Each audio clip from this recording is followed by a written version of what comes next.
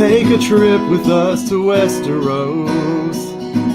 See who will win the Iron Throne.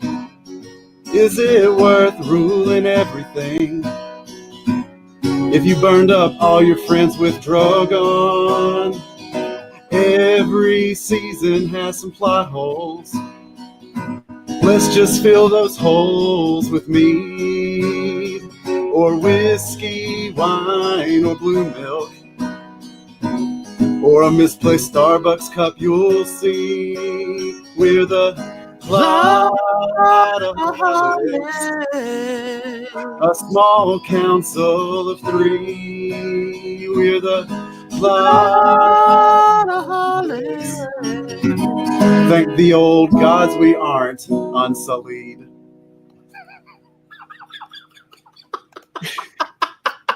All right, hey everybody, welcome to a very special Plotaholics Live.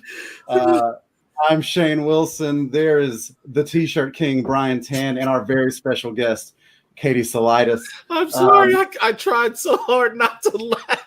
That was beautiful. I mean, right there. Beautiful. So great. Absolutely. I think that it's so great. Eventually we'll do like a greatest hits album of all the different versions of the theme song. Oh, absolutely.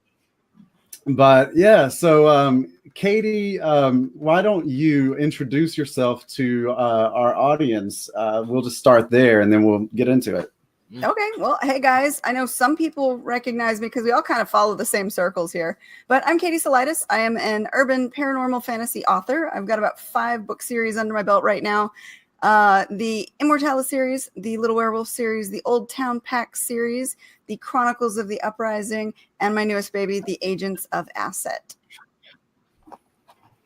Excellent. And Mr. Tan, is there anything that you would like to promote? We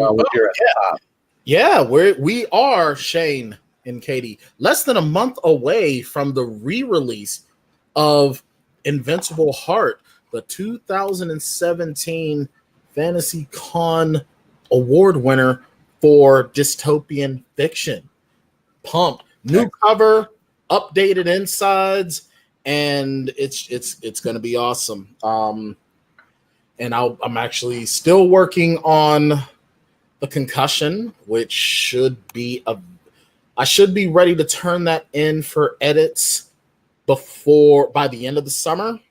I feel like I'm about a little less than halfway through, but it's coming along swimmingly. And then after that, I'll probably either be working on John Baker 3, Bryce Creed 3, or even my romantic comedy, which I have tentatively titled So I Married an Assassin.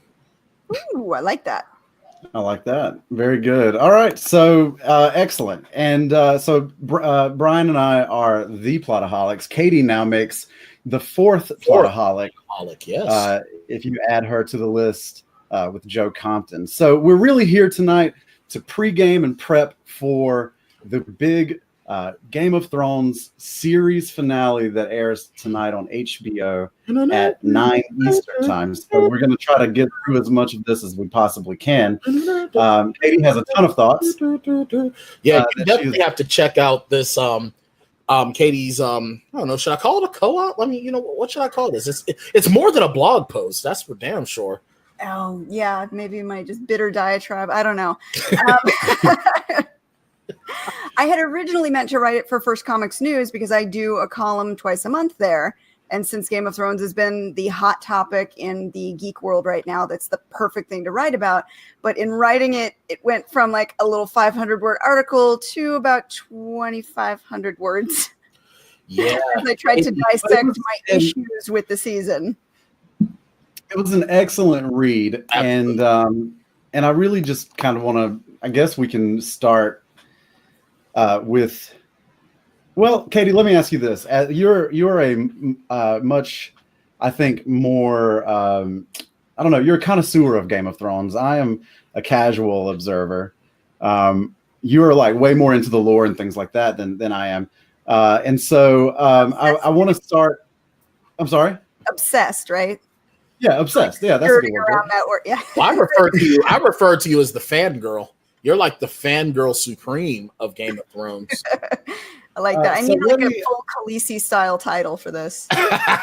So let me ask you, Katie, what do you think is the single greatest season of Game of Thrones? Like just one season. Like where was the What's best the storytelling best? being done? The best season, yeah. Oh, I think around, and I want to say it was like season 3, and I may be off a little bit. It was either late season 2 or early season 3, when you were seeing the wedding of Joffrey, when you were seeing Olenna Tyrell plotting for the Purple Wedding, when you were seeing Tywin Lannister still in his prime and just completely running things as the Hand of the King and putting the king to bed. I loved the scenes with Tywin in them because he was such a powerful and commanding character, conniving as they come, but no one dared to go against him. And he, just like Littlefinger, they both maneuvered everybody like pawns in a game of chess, and they had two different styles. And I really enjoyed watching the political intrigue side of it in those earlier seasons. Portrayed expertly by Charles Dance, by the way, who's, yes, my God, Charles Dance is, can we just, you know what, I raise my flagging to Charles Dance because he's the man. There's nothing in it right now because I got started a little early, but Charles Dance is just absolutely amazing of an actor. He's always got this command of him, you know, just command. And the only person I think that even equals him in that regard is probably Terrence Stamp, in my humble opinion.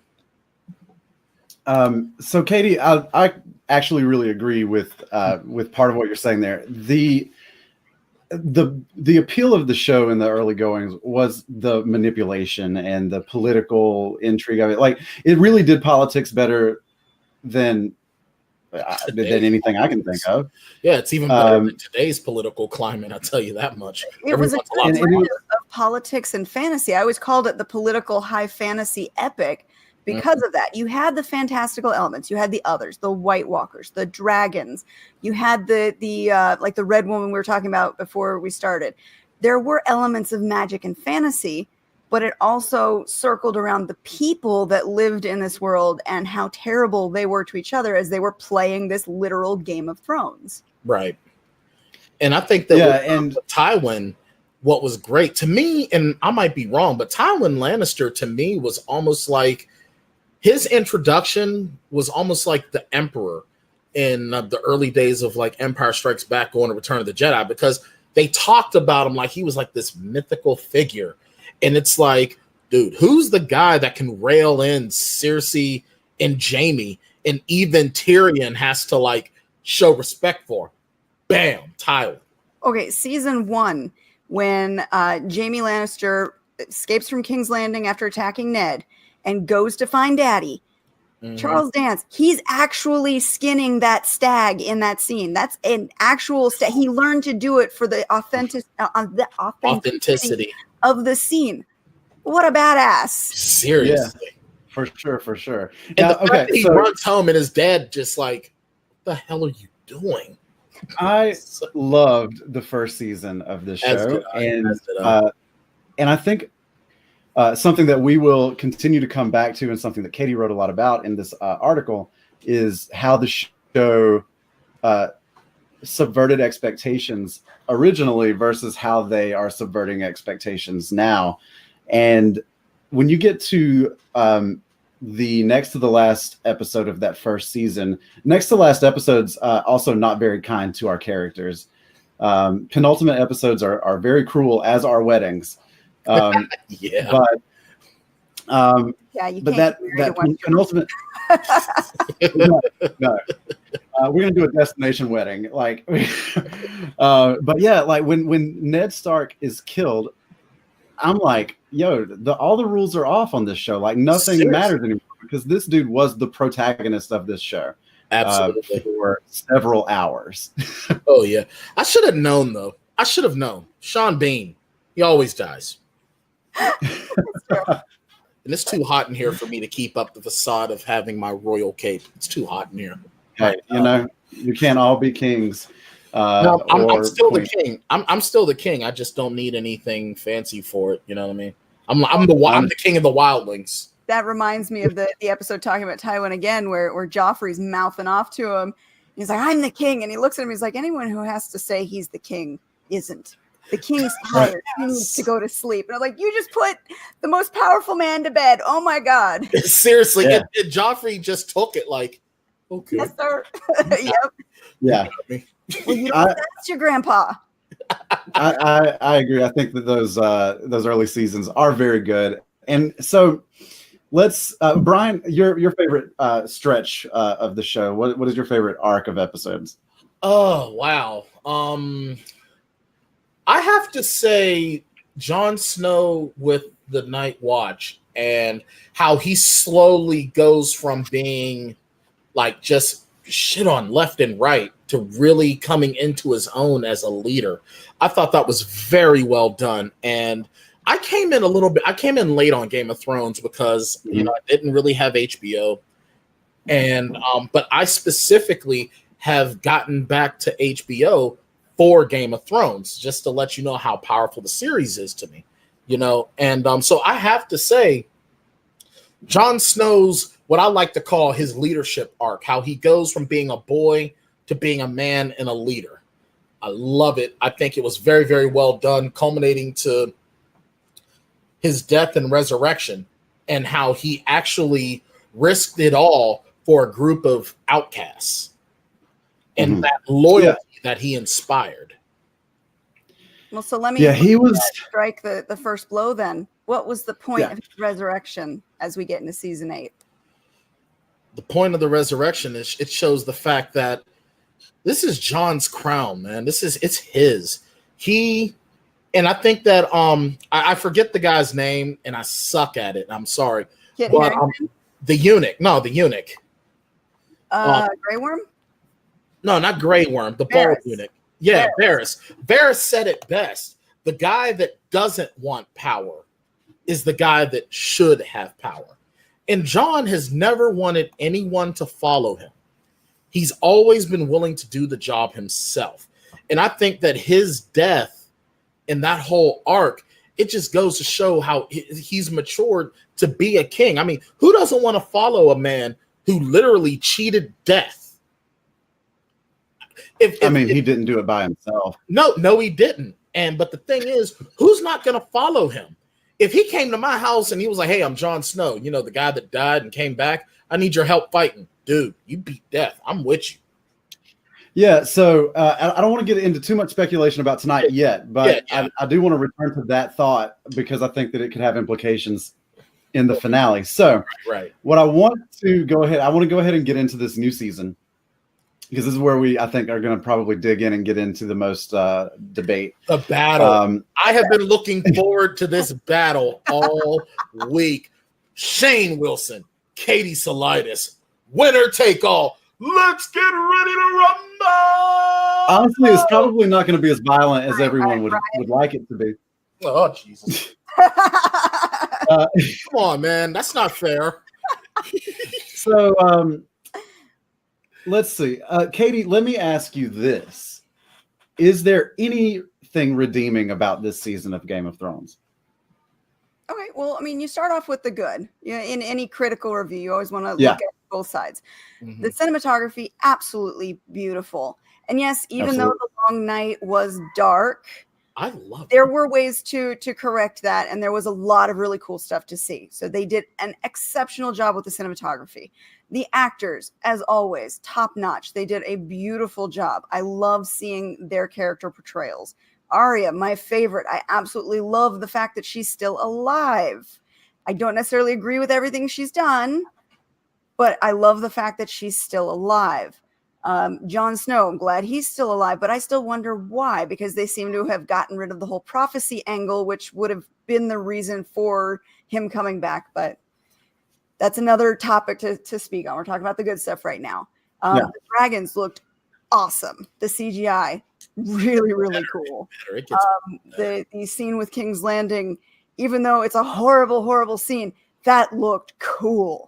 So they came through with the spectacle, and they get, full marks for that. And that is what I think keeps people watching and excited, is they are getting the spectacle. And, look through history. People enjoy spectacle. They don't necessarily need the reasoning behind it. The true fans do. Most people just enjoy a good show. Are there any story beats that you're okay with? I was okay with Arya this last season. And go ahead. I'm sorry. I was happy to see Jon Snow meet Arya again. I was looking forward to their reunion. That's always cool. It's great to see the Stark kids back together, and hopefully they were plotting something together, and that's why they did the quick cutaway. I keep my fingers crossed, hoping that there's some plot going on. I wasn't really happy with a lot of what happened with Daenerys. I feel like I said in the article, I feel like they rushed to get these characters to a specific point without giving any reasons for what they're doing. And so what it ends up doing is it creates person is acting like a character, but they're not the character anymore. And yes, it's an actor playing a character, but it's not the right character anymore. And it doesn't feel authentic. And it's pulling me out of the show every time I watch it. I'm like, that's not what they would do. Okay, so let's do it. I've got a little idea on the Daenerys thing, if you don't mind me interrupting real quick there. Lord Mighty Tywin Wilson. Yes, of course. Do you think, Katie, that part of Daenerys's issue is, okay, the whole Jon Snow is starting to reject her? Do you think that's part of what some of the issue is? So now she's acting in one half heartache, one half here's a young woman who all her life was being abused by her brother. All she wanted was acceptance and to be treated properly. And then she gets this husband that she didn't want, but treats her like she's the world, and she loses him immediately. So she puts this hard exterior on herself. And then she meets this guy that just like bowls her over, like, without even trying, and she wants him, and now he's like shying off of her, like, all right, back up. Do you think that some of this is some of her behavior and how you're saying, she's not acting like herself is jaded / she's finally had the last rejection that she's gonna put up with? Couple of points to that.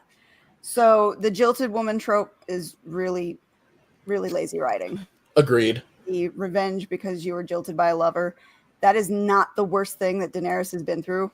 She is made of much stronger stuff.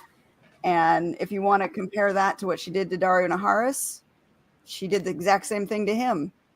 He kept on going in Meereen while she took off, even stating to him, hey, I'm going to go marry somebody because I have to when I get to Westeros. So she brushed him off, no sweat. He took it okay. Why should Daenerys be any different? She's been raped. She's been sold off as a slave. She has been abused. She has had to fight for every single thing she's gotten. She has lost 3 children, if you count the 2 dragons and the 1 child that she sacrificed in season 1. That she didn't even realize she was sacrificing. Thing that she could have gone through to have her snap like that. Now, right. Yes, losing Missandei, that hurt. I would have loved to have seen her take that anger and rage right then and there. She had Drogon behind her, get up, fly in a circle pattern. Obviously, that worked in the 5th episode, and blow the crap out of all of those scorpions.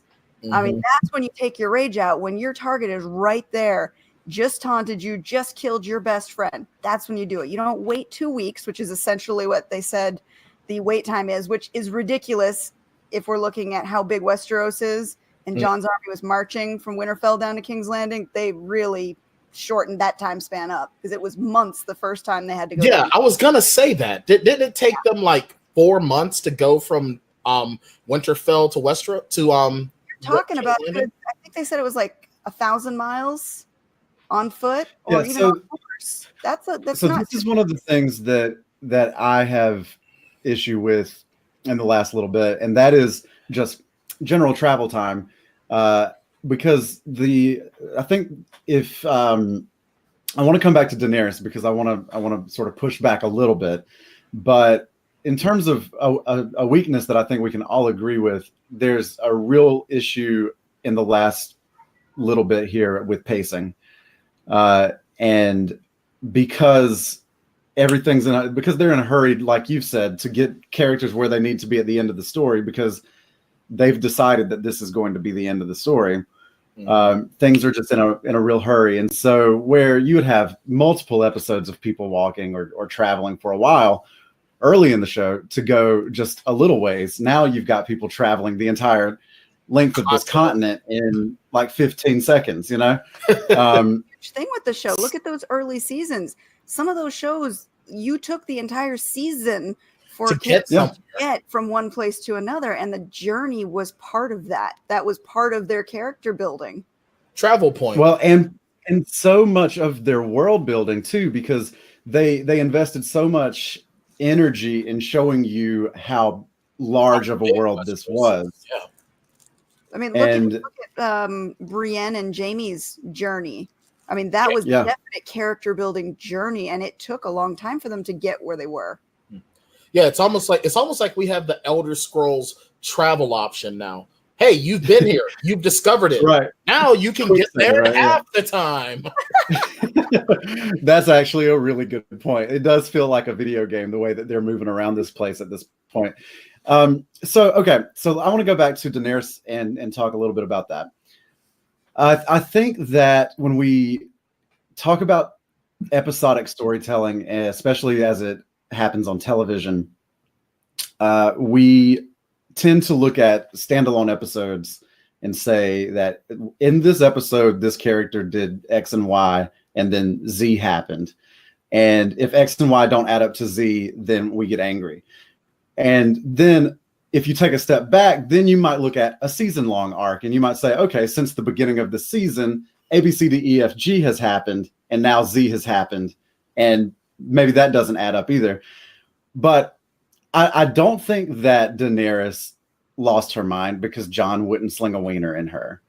I think that it's a culmination of trauma and a culmination of loss and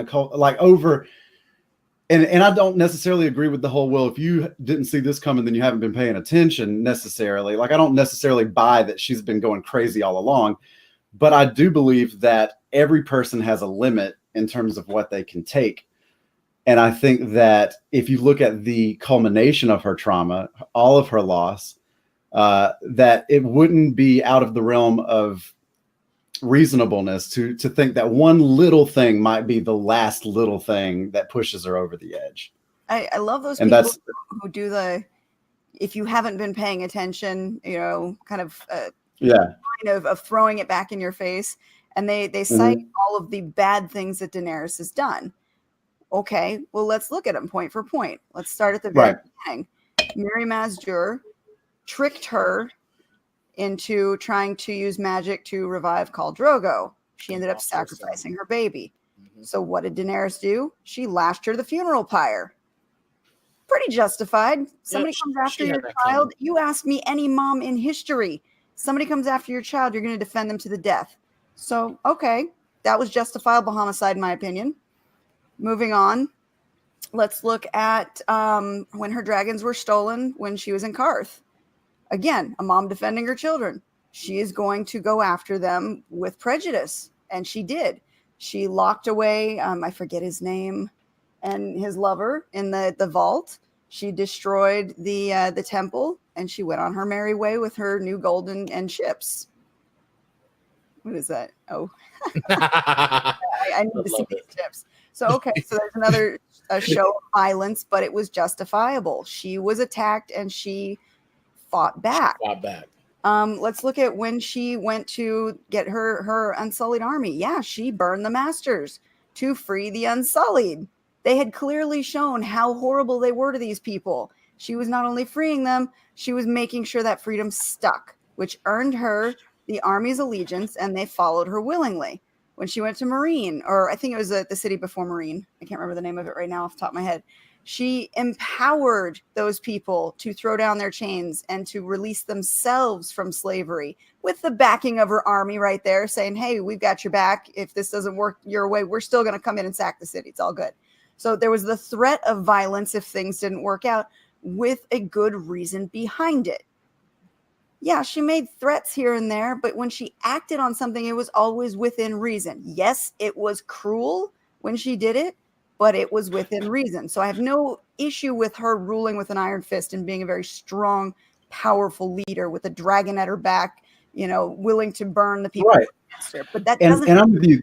I don't think that those specific instances show. I think that the only thing those instances show is that she has the capacity for violence. Right. It doesn't necessarily show that she's losing her mind. Right. Exactly. It doesn't show like.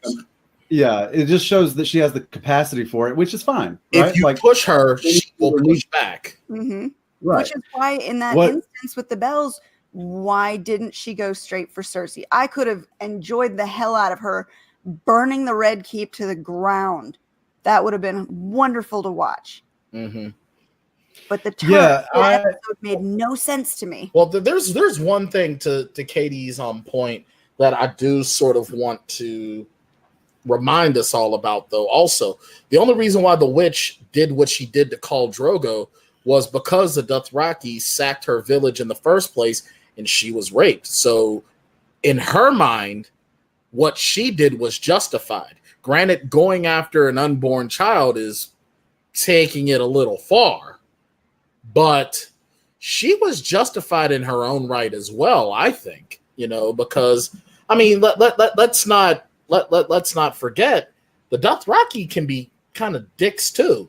They make their bones by pillaging and hunting and destroying, and it's like you either join us or we kill you. And we're going to take your women and we're going to have our way and all of that. So I think that what she did was kind of like the ultimate vengeance against Khal Drogo. However, Daenerys's opinion on it is, well, you didn't just take revenge on Khal Drogo. You took it on me by killing my kids. So that right there is kind of, I consider that a wash personally. And Khal Drogo kind of got what was coming to him in that regard, and it costed him his kid. Well, see, and that's the thing. Game of Thrones has always been about the result of actions. Right. Not whether you're a good person or a bad person. It's always the result of actions. And that whole subverting your expectations, the organic nature of how Game of Thrones did it was to show the actual reactions instead of the good guy always wins fantasy trope or the villain always loses fantasy trope. They subverted your expectations on that level by showing you real consequences for actions. Right. Even the most vilest of characters that we were introduced to in the first episode, Jaime Lannister, Kingslayer, Oathbreaker, Sister Screwer, Kid Maimer. I mean, he was like the worst you could possibly imagine. He wasn't killed because he was a bad guy. His actions led him down paths, and I don't like the way that he died in the end, but he was leading towards his death through actions. He could have shown up at Winterfell, fought the good fight, died the honorable death he was supposed to, and that would have made a satisfying completion of his kind of would have preferred that because when he died, he died with me hating him because I'm sorry, man. You don't break Brienne of Tarth's heart, man. You don't. That's a dick move. Right. I mean, all right, you plow your sister, fine, whatever, I guess. I get it. You shove a kid out the window, you know what? What's he doing in your business in the first place? Kingslayer, you know what? The guy could have been kind of an asshole. Oathbreaker, hey, sometimes you got a lot of something. And that right there, the Kingslayer, the most noble thing he'd ever done in his life was breaking his oath. Right. But you break the heart of a woman who, number one, she admitted while being drunk that she was a virgin. So, and you already knew she was.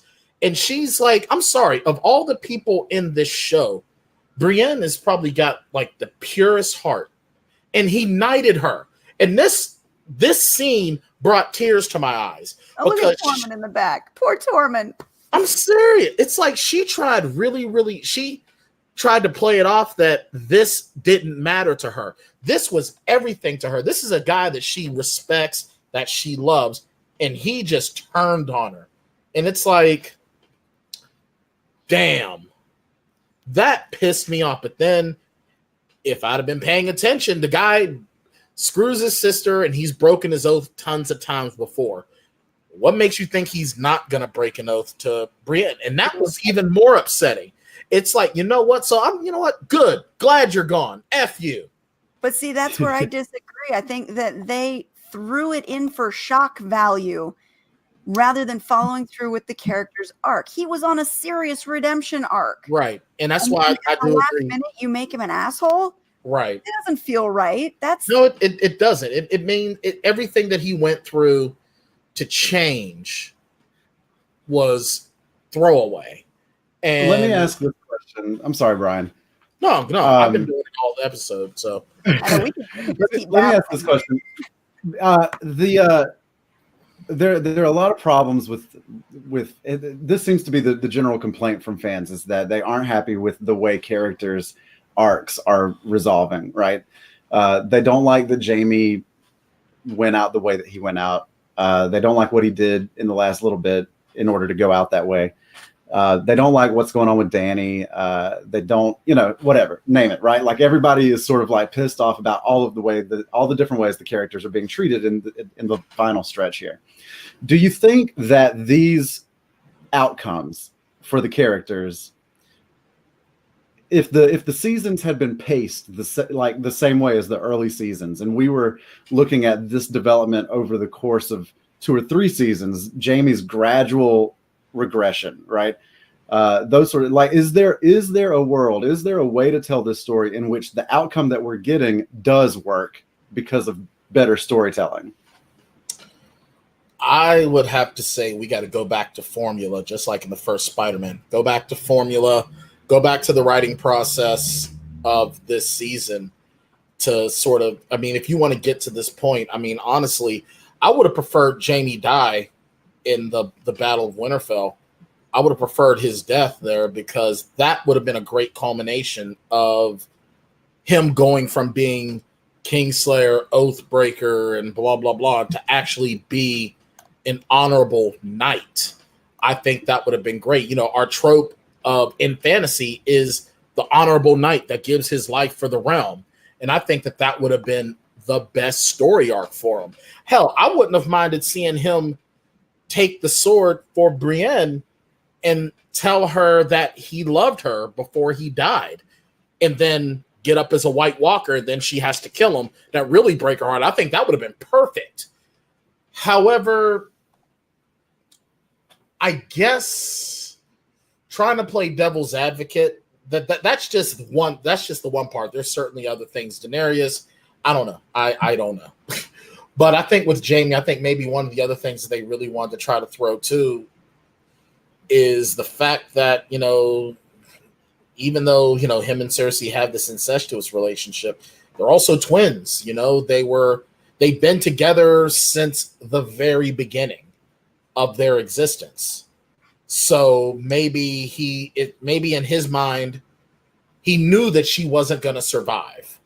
So he wanted to be with her in her moment. They were together in the moment of life. He wants to be with her in the moment of death because maybe he wasn't ready to live in a world without a Cersei in it, as horrible and as evil as she is. I don't know. But I think to right the ship with where we're at, you gotta go back to formula. And I think that this probably would have been, I think the shorter season makes it difficult to tell these stories properly, because where they've got all of this time on HBO, they don't have sponsors, so they don't have to cut to commercial. I mean, this is HBO's cash crop, though. The HBO would have given them more time. It was Dan and Dave who said they were stopping at 8 seasons. They laid out that line that they weren't going to cross, so they could have actually wanted time to ask this question. They could have fixed elements in this season that would have made the fans happy by sticking to the main plot lines that they had already seeded for us. Right. All that prophecy that they've been teasing for years. There are so many YouTube channels that I follow that have been dissecting all of this for nothing, and they all feel completely wasted now. This is I want to talk a little bit about this. Okay, so you got a whole bunch of fans, and there's a really interesting conversation to have here about what artists owe the people that pay their bills, right? The fandom of Game of Thrones has gotten so big, and I read that 18 million people watched last week's episode. It's a record for Game of Thrones. It's a record for HBO. It's also like pre-streaming network television numbers, right? 18 million people watching one television show is a lot of people. Yeah, that's MASH numbers. That's MASH series finale numbers. Right. And so clearly, like, there's an interest in this thing. Right.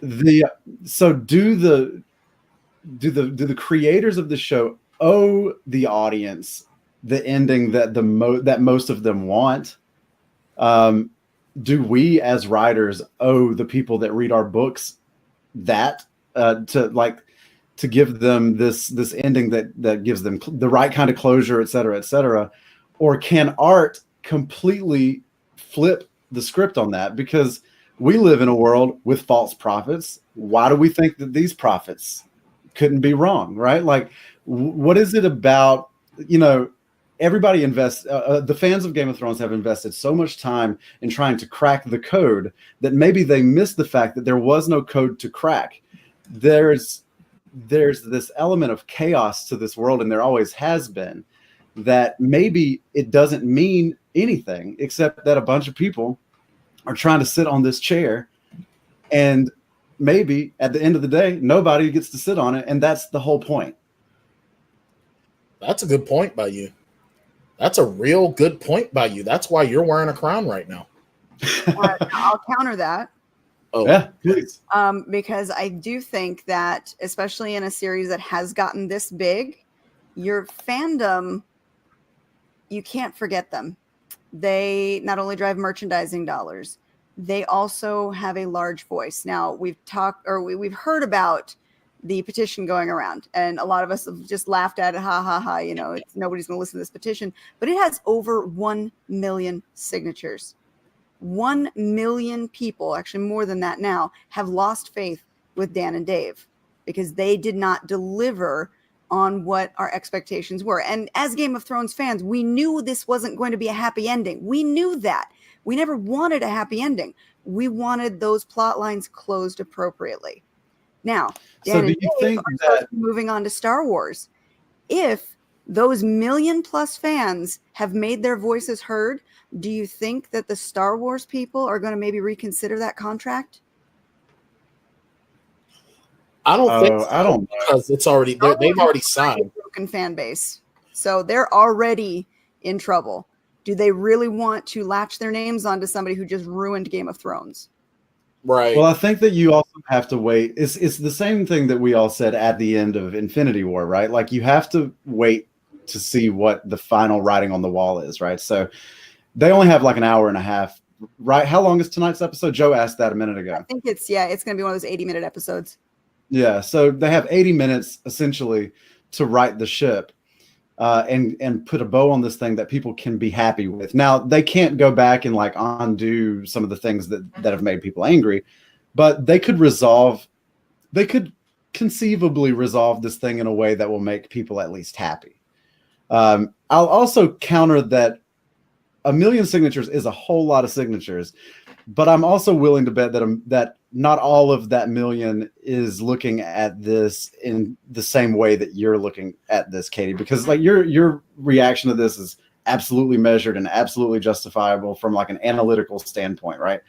Some people are just like, I didn't want Daenerys to be the bad guy, and certainly those people have to be listened to as well because they are spending money or not spending money.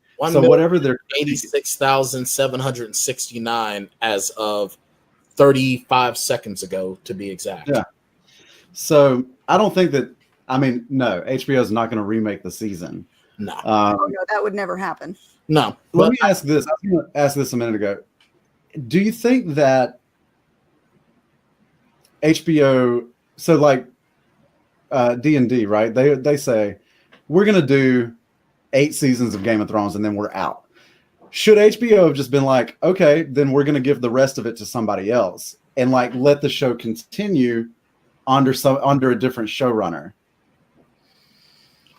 That's debatable because hypothetically, given more time, they could have explored a lot of the plot lines more deeply, which would have given more satisfaction to the fans and more money to HBO. But when you bring in a different directorial team, you also bring in a different style, and that could also cause problems. They could have finished this season reasonably if they had touched on a lot of those plot lines that they had teased. They didn't have to go off book the way they did. And I think that's the reason the fans are as mad as they are, especially the real geeky of, you know, the geekiest of the geek type fans who really have been dissecting this, you know, Prince that was promised and Lightbringer and why do we care about R plus L equals J and, you know, all of these things that have been really at the back of our minds all of these seasons. You don't tease somebody for 7 seasons and then go, haha, fooled you. Well, can I just you have to pay that off.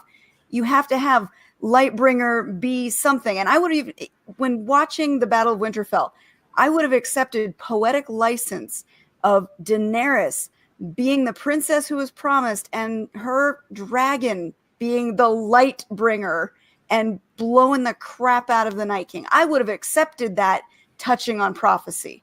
Right. Yeah. Arya, they even said it in there after the show. They chose Arya to do it because she wasn't expected. Well, then why the hell did you tease me that it was either going to be Dany or Jon for 7 seasons, only to just pull the rug out from under me at the end? That's not satisfying. Right. And can we plot lines? Well, we shouldn't be shocked because I just looked up David Benioff. Is that how you say his name? Yeah. He was involved with X-Men Origins Wolverine. So I don't think we should be too shocked. Seriously. And I'm not even saying that to be an asshole. Because, I mean, can we all agree that X-Men Origins Wolverine was like, for the dumpster fire that the Fox X-Men films have been, X-Men Origins is the worst. It's the worst written. It's the worst everything.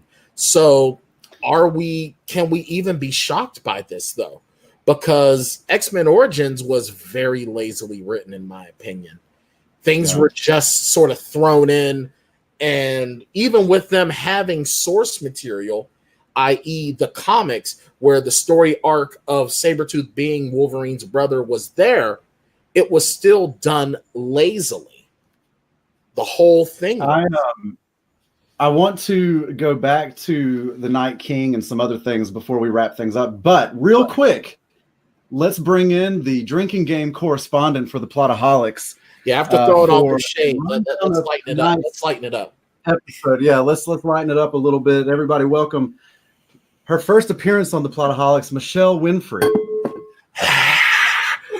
You might want to put that in so you can hear everybody. Hey! Michelle. So Michelle's going to talk to us about tonight's drinking rules. You take a sip for the big ones, you take a shot for the bonus, but I'll let her run through all of that for you. So I might have to move the camera or flip sides. All right. So first of all, we've got paranoia. So anytime someone's like questioning whether or not Daenerys should rule or Jon should rule, anything like that. Then we've got the family crests. That's a surprise for Mr. Wilson. We didn't have that one before, but I figured nudity we weren't going to get much of in this episode. So we switched that one out. Honorifics, so your lord, sir, milady, your majesty, dragons or other creatures. Rule 5 is your plain ass death. That just means like just any regular ass person dies. And your bonus shots would be your major deaths. So anybody from like the major houses, anything like that. So questions from the panel for our drinking game correspondent. Right, so let me just make sure I'm understanding the rules properly, Michelle. If I decide to watch the previous episode again, I'm just going to drop dead of alcohol poisoning. Because that's the idea. Okay, cool. All right. Devil woman. We did promise you that you would know how to get hammered. A freaking widow before we even get married, because following the Plotaholics rules, which I must do, I must now renounce my throne and die. Someone's calling in sick to work tomorrow. Yep. Right. One of the 10 I am too dead to move. it only gets bad if all of the major characters die. That's all your shots. So If everybody dies, then we're in trouble. yeah. Well, if Daryl, Well, thank you, Michelle. Thank you. Michelle, let's ask the drinking game correspondent who Michelle actually watched. She binged all of the first 7 seasons in how long? A month? Yeah, something like that. wow. So, with that in mind, Kudos. so how do you, Michelle, think that it will all end? I think Danny will get overthrown. I think John and Grey Worm are going to get into it. Grey Worm's a little paranoid now too. And then John probably gets the throne and then gives it up, splitting the kingdoms would be my guess. Interesting stuff. We're going to all get into ours in just a little bit. Thank you, Michelle. Thank you For stopping by the drinking game correspondent. All right. So, And Sonic the Hedgehog can't get pissed at that. no, he cannot. No Sonic tonight, actually. I think he dropped out.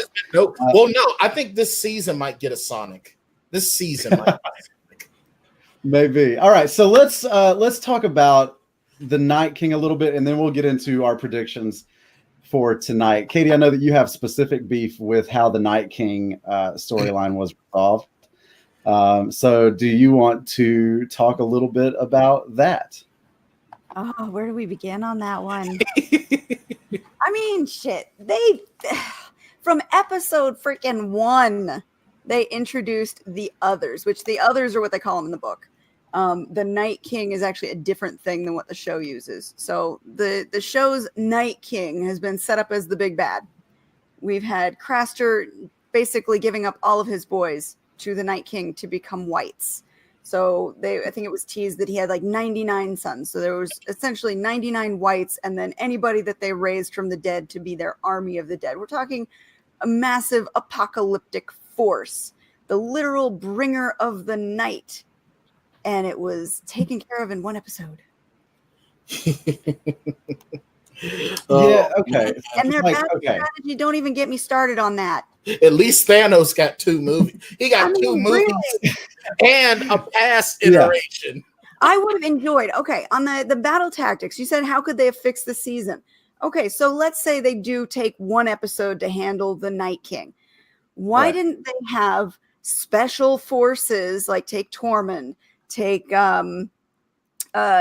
Clegane, take, all of the really big guys that we knew were going to die, and have them go out on like a Black Ops mission to go after these whites, because they'd already shown us in season 7, if you kill a white, anyone that they raised would die. So that would also bring down the army. So you show us some real Black Ops stuff, some secret special forces sneaking into the forest to go after these guys. Then you can cut to these different individual battles.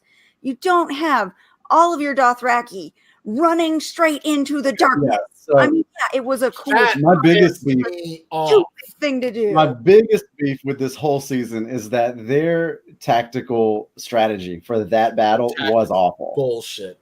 Their tactics were outright bullshit. And Daenerys should have been doing strafing runs then. Yeah. Well, honestly, you got 2 dragons.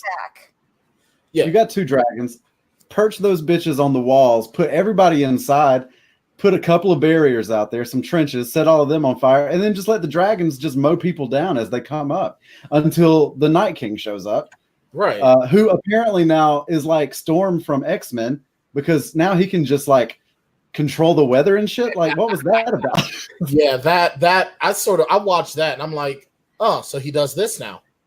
Okay. That episode was frustrating for me, and I honestly think that episode was like sort of the low point for me for this season. Even though it was intense and it was fun to watch. It was intense. It was fun. The cinematography, as Katie said earlier, was outstanding. I love the fact that it was hard to see, because if I'm seeing this from a warrior's perspective, I can't see. I actually would have been happy to see if some people accidentally killed their own. This was right. This was an episode that, like, on first watch, I was like, hell yeah. And then, like, the more you think about this episode, the more you're like, no, that's not right. There were some beautiful moments when Sam was literally being buried alive, And he and Jon, met eye to eye, and Jon would normally go save him, but he had more important things to do. He had Bran to go save. That look, Sam is crying, and he's like, dude, I can't. And that would have been the moment to have him go after the Night King and, become Lightbringer, whatever, and have him kill the Night King as he should have done to fulfill prophecy. Agreed. Either him or Daenerys. But they made it pointless. Well, he just killed the dragon. And this is what I would have. This is what I personally would have done. Now, Red Lady, she ignites the Dothraki swords. Cool. Love it. Dig it. Where did she come from? In a galaxy far, far away. Just, telegraphed in. She just shows up. She just showed up. Was she hanging out with the White Walkers? No, Shane, come on. Travel point. All right. Oh, right. God. It was a previous save location, right? This is BioWare and freaking this is BioWare talking. Okay, come on. You should have known this. Would you like to fast travel to Winterfell? Yeah, exactly. And she said yes. But no. Well, see, seriously, what I would have done is I would have used my artillery. Start launching those flaming freaking balls and start launching those to light your way. And plus, those things are going to take out a ton. It's like, why the hell are you launching those while the Dothraki are riding? You're going to hit some of them. Yeah. Also, I heard later that the reason that the Dothraki charged was because they were too hype. Now, I'm a big fan of showing and not telling, but you do actually need to show, right? Yeah. Because they just took off. They were just where's their hype man? Okay, why is it the hype Dothraki with his big, huge clock talking about, yeah, boy, we're going into battle. Yeah. And where did she get more Dothraki? All her Dothraki were sent into battle, and yet she still had more later. Where was she keeping them? Because I didn't see them in the battle. It was the B team Dothraki. What the hell? She didn't look like her army was reduced at all, but clearly it was a massacre. Yeah. Basically what happened was she sent the major league Dothraki in. You still got AAA, AA, and single A waiting. I was wondering if were there any Dothraki infantry or were they all cavalry? I think they are specifically cavalry. They are the cavalry. Yeah. They are Melinda May. Yeah. They are Melinda May. They're the infantry. Yeah. That's what they're used to doing. They're used to just going in and charging and just destroying everything. They don't do tactics. You have a castle. Why the hell don't you have your people behind the castle walls? That's the whole point of having a keep is to, hoard yourself in there and protect yourself. You can defend the walls so much easier from the inside than you can outside like an idiot. That is my absolute biggest beef with this season was the strategy of that particular battle. And it essentially makes the point that you've argued for, Katie, in your article that they've gone for spectacle over substance because that battle looked really awesome, but only until you start to think about why those people were there. You've got supposedly between Dany and Jon and Tyrion, you have three of the best minds in Westeros here. You can't see between the three of you that putting all these people not only outside of the wall but in front of the trench. Right. What is that? And then everyone's trying to fall back, so it's like chaos. All right, let's get into a nice, neat, orderly line in this little space that we have, because no one's going to get trampled because come on, everyone, they have the Westeros freaking crossing guard. Come on, kids, come on. To me, the best scene in this episode was when Arya was in I guess it was a library, and she was trying to sneak around the White Walkers. I was listening to another podcast, and they called it the Resident Evil moment. It really was. It really was. Yeah, that was a really cool scene. Now, okay, I think the highlight of this season so far, and you guys can agree or disagree, was the second episode when we get all of the characters hanging out, waiting on the battle. That was cool. That was what I really liked. Well, see, what I really like was Jaime gets there and Daenerys is like, my brother and I would sit up and we would discuss what we would do with the man that killed our father. And Jaime's over and just goes, puckers because he's like, oh boy, I'm about to get my ass whooped. But no, I thought it was cool. I thought the build up to the battle was done really, really well. You know, I love the character I love the character interaction. I thought it was really, really good. I thought that, you know, even, you know, the night before the battle, everyone's too jazzed to sleep, so they drink. Like, what else? Yeah, and you talk about the cinematography of the season, and the cinematography around Podrick's song at the end of that episode was beautiful. The way that that episode was shot, that episode was the most reminiscent of early Game of Thrones. Yeah, that we've had. Alive. I'm shocked that Podrick is still with us. Well, yeah. I thought he would have been dead by now. He was trained by the best. Yeah, man. Brianna, dude, and I'm sorry, man. Brianna Tarth, I have to sing her praises, man. And she gets no love in Star Wars whatsoever. She gets no love in Star Wars whatsoever. She is badass in this. Every scene that she's in, for me, she steals. She is the repo man of the 1980s WWF. Every scene she's in, man, she's repo. Do you guys think that let's start to speculate a little bit, because we're starting to get up against the hour here, and let's start to think about how things are going to wrap up. Do you think that we get any fan service, or do you think, like I do, that this show is an exercise in nihilism, where the whole point is that no one gets a happily ever after, and screw you if you want it? Katie, we'll start with you. What are your big predictions for tonight? All right. So it's not going to be the ending that fans want. I definitely can predict that with 100% certainty. Well, we're pretty much too far gone at this point, right? To give them the Tonight's a cleanup episode. So, I mean, if you look at it logistically, Dany has overstepped, so she's going to be off somehow. If it's Jon that does it, he's going to feel horrible about it, so he's going to probably escape to the wall. He's not going to be ruling the Seven Kingdoms at all, but somebody has to rule Seven Kingdoms in the end. So who's the next most viable choice? Well, look at the Starks. They are the last legitimate family with power. I've said that they would raise King's Landing to the ground and that Winterfell will become the new seat of power. That may or may not happen, but I do think it'll be a Stark who holds power in the end. And it won't be Jon, because if he has to kill Dany... So it sounds like Sansa, huh? It might be Sansa. I think because of the talk between Tyrion and Varys in episode 4, having a cock is a requisite for ruling, so it'll end up being Bran. Now, he won't be an active leader. He will have his sisters as counsel, but I have a feeling it'll be Bran. Ooh, interesting.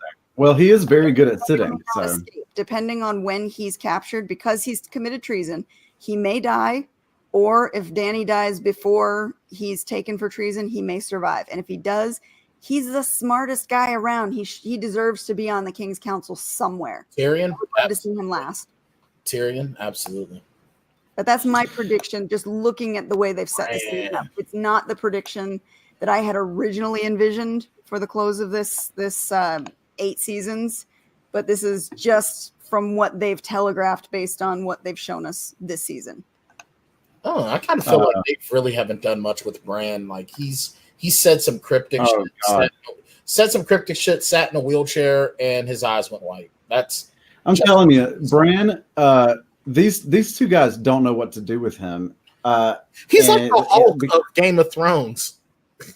Right, yeah, because he's one of those sort of mystical characters that could be kind of interesting, but I just don't think they know what to do with him. No, he's just sort of being dead weight for the story in a lot of ways, you know, because you just kind of wait for him to do one of any of these things that he's supposedly able to do. And he just never does. He never does anything. It pissed me off how he had no effect on the battle whatsoever. I'm going to go now. What are you doing? What the hell are you doing? So again, I read an article that said that he was setting the trap because the Night King can sense him. And so he warged into the three-eyed raven flew over the Night King so the Night King could come find him. Again, show don't tell doesn't mean do some cryptic shit and expect me to figure it out, right? Right. Also, into a dragon and go take him head on. There you go. Right. Cool. There you go. Or better yet, jump into the Night King's dragon and bite his dick off. Warg into literally anything would have been cooler than a 3-eyed raven. Warging into a 4-eyed raven would be better than warging into a 3-eyed raven. Do something, dog. And where was Nymeria and her massive wolf pack? That's another plot thread that they just left dangling. Yeah, and I'm sorry. Yeah, John, I know you got some shit going on, but don't give away your damn wolf. What the hell? I want to die. Couldn't even give him a pat. Not even a pat. Seriously. Yeah, take him with you.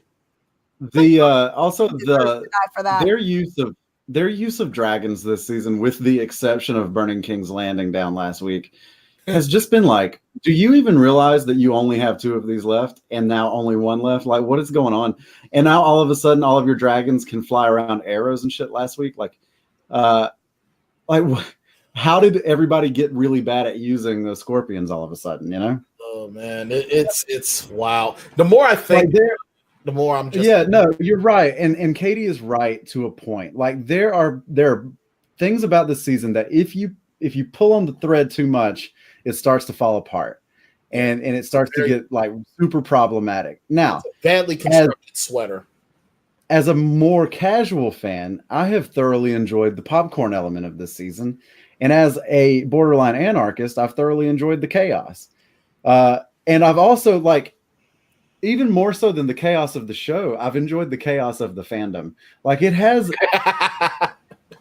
been kind of fun watching everybody freak out every week, you know? So the memes over on Reddit Free Folk are hilarious. If you have an hour to kill, they really are. So then let's agree on this then. As authors, as world builders, character creators, this season sucks. But as mindless enjoyment goes, it's a victory. I can agree with that. But I'll also say that so here's the thing about the world building and stuff is that you kind of have to watch this season, obviously, as any other television show. You have to watch this season with everything else in mind. And if there is payoff to be had here, it's only payoff to be had if you pay attention to everything else, right?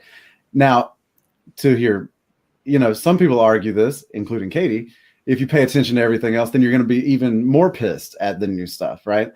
And so I think it's just about how you experience this art, and if you believe that, I believe that the author is dead, right? Roland Barthes wrote this article or wrote an essay that made the argument that the creator of any piece of art doesn't matter once the art has been published or whatever, right? Once it's sent out into the world, the only people that matter are the readers. And so I never watched the inside the episode snippets where these two guys try to explain the clusterfuck that they just presented to us. And like, I just try to take the episode for what the episode is, right? And so while after 80 minutes of playing Michelle's drinking game, it's awesome. I'm like, let's burn the whole thing down, And then like the next morning, I'm like, oh, okay, yeah. I was like, I don't know, maybe there's some problems there. Who doesn't want to ride through places on a dragon and just burn shit? Right. I'm like, Daenerys is me on Monday morning. Like, what? Like, I totally respect what she's up to. Shit, Daenerys is me. What I want to do? No, I shouldn't say that because people in suits are going to come to my house. Well, Brian, your final predictions for the finale. John goes back to the wildlings because he's sick of the bullshit that is Westeros. Arya does actually end up becoming Lady Baratheon, although she's not going to be a lady.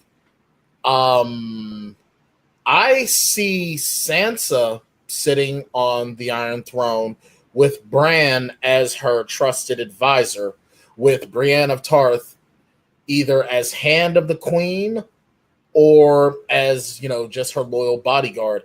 Oh yeah, Kingsguard. Her Kingsguard. And I do see Winterfell. I see Winterfell being the place, and then there's just a governor that sits at King's Landing, and then when Sansa's needed, she'll go to King's Landing. That's kind of the way I see it. I think that you're going to have you've got the Starks involved in everything, and the Greyjoys are, now that douche canoe is dead. You've got Yara's back in the Iron Islands. Yeah. She, and she's loyal to the Starks because of Theon. So I see the Starks essentially winning the Game of Thrones. The Starks win the Game of Thrones. Yeah, they become the seat of power. Well, think about it. The Lannisters are effectively dead. Yep, Tyrion's the only one left. The Tarleys, except for Sam, are dead. So Sam ends up taking over the Tarley homestead, possibly even taking over the Reach, because that was one of the bannermen for the Tyrells, which Bronn, I think, is still floating around here somewhere. If Tyrion lives, maybe he, gives Bronn the Highgarden like he promised. So then you'll have Bronn sitting up in Highgarden. That's going to be interesting too. That was a very interesting with Bronn as well. I thought that was very interesting. And it was fitting with his character, actually, because he's not going to shoot his boys, but he is going to puff up his feathers a little bit and make himself look big and bad to get what he deserves. And damn it, he does deserve his castle. Oh, absolutely. So honorable and has stuck by his boys' side for 7 seasons. And it's like, you ain't forgetting about me. Yeah. Well, and that whole thing sort of brings me to what I believe will happen. Okay. Because you talked earlier, Katie, about some of the things that they've telegraphed, and they've spent a lot of time, not a lot of time, but some time at least, showing people being given certain kingdoms, right? Or certain, like, you're going to get Highgarden and you're going to get, you know what I mean? And so I feel like whatever happens at the end of this episode, I think that you get the dissolution of the 7 kingdoms into 7 sovereign kingdoms. I actually wouldn't mind that. I would actually prefer that, actually. So he came right out and said it. He's like, you kill a couple of people, they make you a lord. You kill enough people, and they give you a castle. I could totally see the 7 kingdoms breaking up into 7 kingdoms again. Yeah, so I think that if you get a leader like Jon to accept the throne, he sits on the throne long enough to dissolve it. And sort of like by order of the king, right? Like, this is not a thing anymore. We're just going to let everybody rule themselves. Right. And maybe the 7 kingdoms come together to rule their continent. I rule my share, you rule your share. If there's something important, like a United Nations. Exactly. And I even think that they might, Dorne, they might even get Dorne in on that, because part of the reason why Dorne wasn't really involved in shit was because of the, Robert Baratheon taking out the Targaryens, and, the queen was of Dorne. So I think that once that happens, Dorne might actually start getting involved again. Dorne, historically, going back to the book geekery, historically didn't want to be under the realm of the 7 kingdoms. They were the ones who fought back against Aegon Targaryen and only bent the knee, so to speak, by marriage and married into the 7 kingdoms. But they still call themselves princes. They still keep their own their rights, and they basically are their own country within a country. Right. So I could definitely see Dorne being like, "Peace out, guys, we're good." Yeah, we don't want dissolving the kingdoms, to me, is the ultimate sort of nihilistic ending. And I believe that this is an exercise in nihilism, because if for 10 years we've been trying to win the Iron Throne, and then at the end of it all there is no Iron Throne, then that's the ultimate, like, what did it even matter, right? Yeah. But in order for that to happen, Daenerys has to die, and I think we're all in agreement that she will. I think she's going out. Or you know what? What if she just decides, Well, she's not going to decide it's not worth it. She's not. She is so, this is my birthright. I earned this, blah, blah, blah. I was going to say, what if she just decides to go back to the South Continent and be like, screw it, I'll rule there. She ruled and that wasn't enough for her. She could have been happy sitting in the Pyramid of Marine. She had 3 major cities, the control of Slaver's Bay, but she had to go get Daddy back. She has to be the Empire, right? Like, and she can't. And that's a character live with a kingdom. Yeah, right. That's and so if we're to like see this entire exercise as a Shakespearean tragedy, which it is, then we know that the major players will not survive it, right? Most of them. Most will not. And we know that and we know this from classic tragedy as well, and that is that hubris is a major character flaw, right? Like, you have to be the leader of all things. Like, that's hubris. Mm-hmm. And hubris is the most common trait in tragedy that leads to downfall. And they've subverted that in this, right? Like, the good guys, the noble ones have died in this series a lot. But I think that in the final act, we will see Daenerys get hers. And then I believe that I think that if Jon ever sits on the throne, he'll do it only long enough to dissolve the kingdoms. So who kills Daenerys? Jon, Arya, or other? Jon. Here's what I think happens.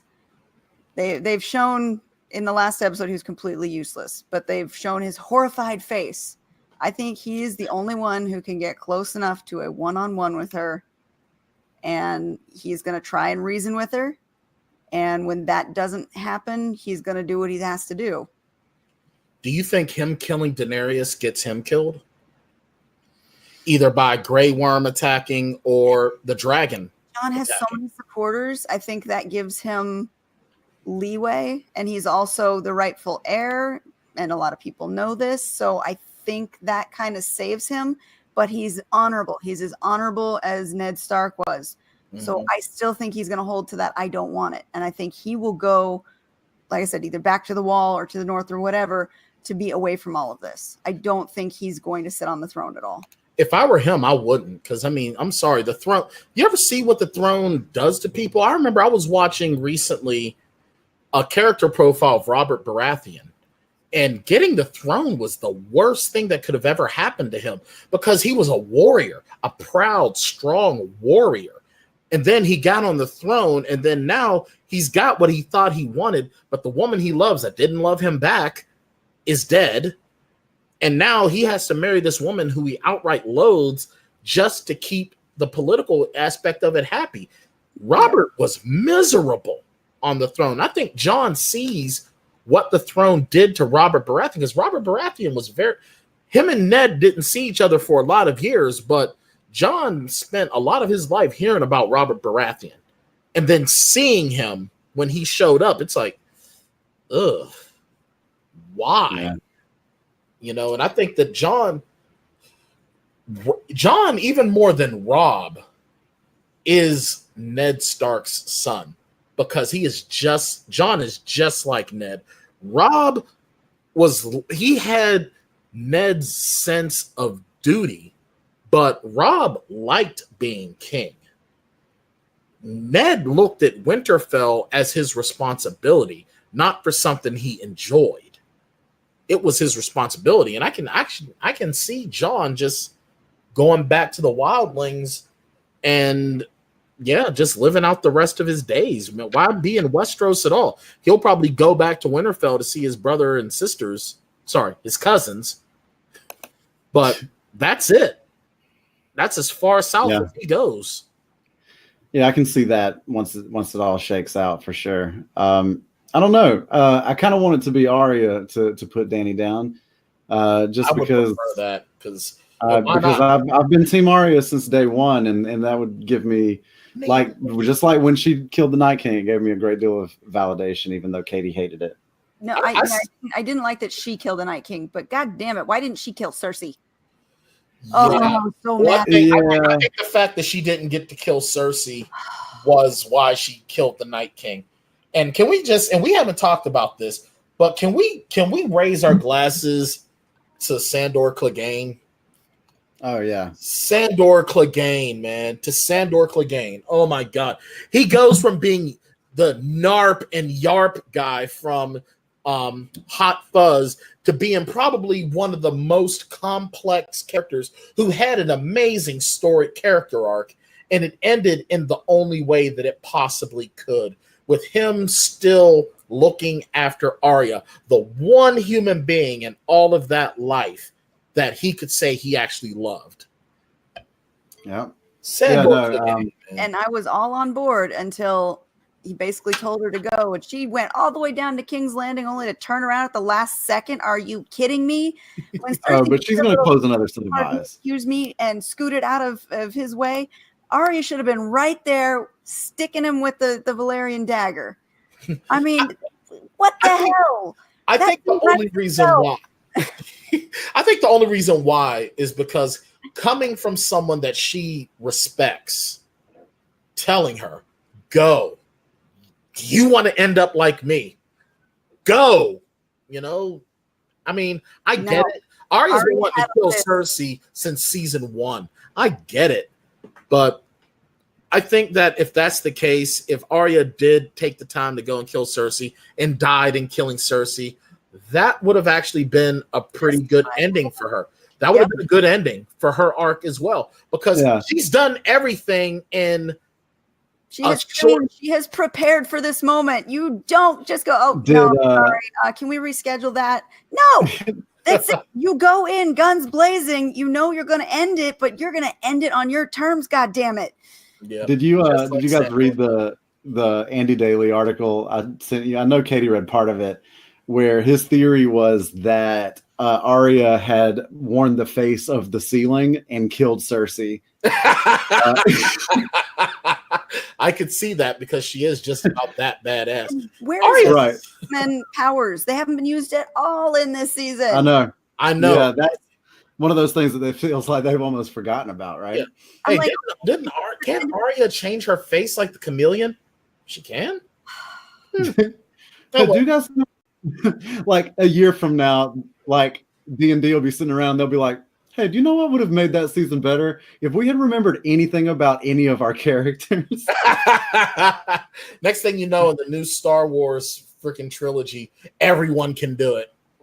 Right, yeah. Right. They'll be warging and shit in the next Star Wars. Girl is a Jedi. Right. All right, guys. Well, hey, I think that is gonna just about wrap us up. We are an hour and 43 minutes and counting. Katie, thank you very much for hanging out with us. Thanks for having me. This has been fun.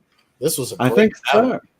This was once this shakes out and we sort of figure out what the next big thing is going to be, we'll have to have you back. Yeah, we gotta do an after show. That's true. Season ender. Let's see if the theories came true. Yeah, I think that's a good idea. We will absolutely figure that out. Yeah, because there's a lot to talk about coming up. You said that you might host that over on Spilling Ink tomorrow, right?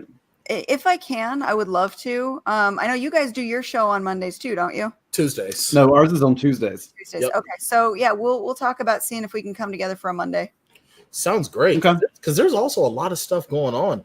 Endgame is less than $100 million, just about $100 million away from being the top dog, Shane. Yeah. Oh wow! Just about.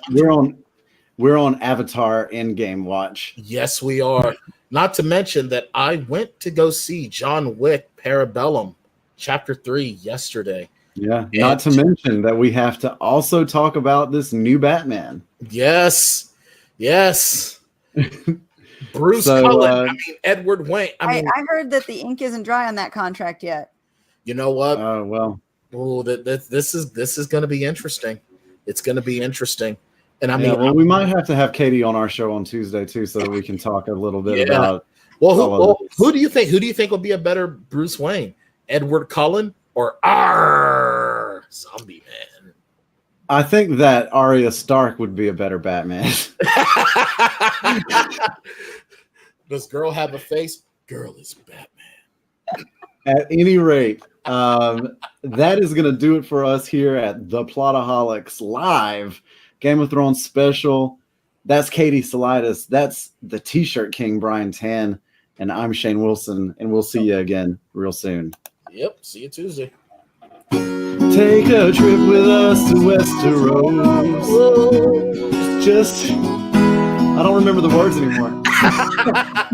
If you want to rule everything, but you burned up all your friends with Drogon, 'cause all the seasons have some plot holes. Let's just fill them up with mead or whiskey, wine or blue milk, or a Starbucks cup that you can see. We're the Plotaholics, a small council of three. We're the Plotaholics. Thank God we aren't unsullied.